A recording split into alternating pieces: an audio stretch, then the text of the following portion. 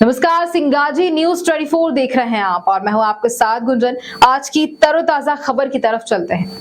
अवैध बालू खनन मामले में अघोरी खास बालू साइट पर 2 दिन से जांच में पहुंची एनजीटी की टीम, मचा हड़कंप।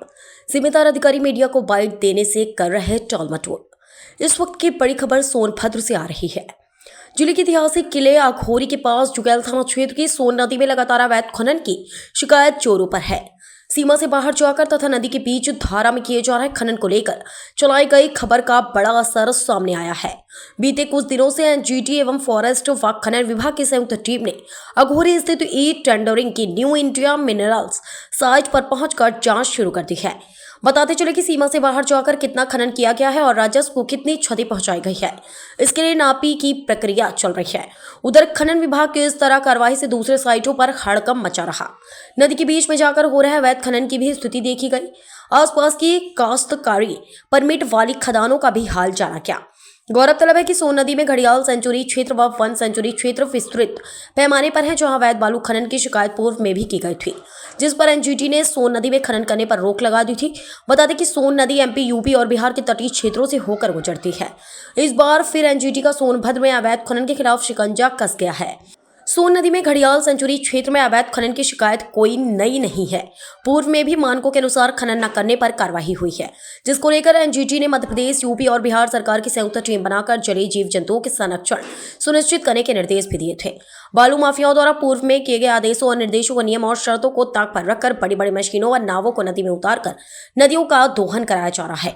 यहाँ तक कि नदियों के स्वरूप के साथ खिलवाड़ किया जा रहा है और नदी की बहती अविरल धारा को रोककर खनन कराया जा रहा है, जिस पर जिला प्रशासन भी इस ओर से आंखें मूंद रहा। बड़ा सवाल तो यह है कि खनन पट्टों को जारी करने से पहले जिला प्रशासन उनकी वैधानिकता की पूरी जांच करता है। यहाँ तक कि पर्यावरण की एनओसी भी राज्य स्तरीय संस्था देती है। ऐसे में पर्यावरण को लेकर इतनी बड़ी चूक होना किसी की भी समझ से परे है। वहीं पूर्व में राष्ट्रीय हरित अधिकरण एनजीटी ने उत्तर प्रदेश के सोनभद्र जिले में सोन नदी के पास खनन गतिविधियों में लगी 2 निजी कंपनियों पर करोड़ों रुपए का जुर्माना लगाया था। बताते चले कि नदी से बालू का अत्यधिक निष्कर्षण प्राकृतिक संतुलन के लिए एक बड़ा खतरा है। इससे जलीय पौधे और सूक्ष्म जीवों के साथ साथ नदी तंत्र की खाद्य श्रृंखला प्रभावित होती है। बालू माफियाओं का वर्चस्व इस कदर हावी है कि भय से आसपास के लोग भी कुछ बोलने से कतराते हैं और आंख मूंद कर ऐतिहासिक नदी और पर्यावरण का नुकसान देखने को मजबूर हैं।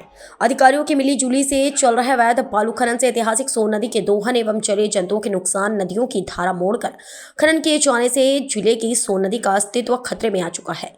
कुछ ग्रामीण तभी जुबान में कहते हैं कि पिछले 4 वर्षों से यहाँ बालू खनन से उनके लिए नदियों में जाने से भी भय लगता है।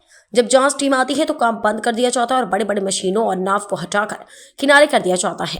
टीम जाते ही फिर से धड़ल्ले से बड़ी बड़ी मशीनों को लगाकर अवैध खनन दिन रात शुरू कर दिया जाता है। वहीं दूसरी तरफ जांच टीम लगातार कुछ दिनों से दौरे पर बालू कारोबारियों में खलबली मची हुई है। कहा यह भी जा रहा है कि 1-2 दिन में बड़ी कार्रवाई सामने आ सकती है। इस मौके पर पहुंची टीम के साथ सभी अधिकारी मीडिया को बाइट देने से टालमटोल करते नजर आए। मौके पर फॉरेस्ट विभाग टीम के साथ ओबरा तहसील एसडीएम विवेक कुमार सिंह मौजूद रहे। इसी तरह की तमाम तरोताजा खबरों के अपडेट्स के लिए सिंगाजी न्यूज 24 पर बने रहिए। नमस्कार।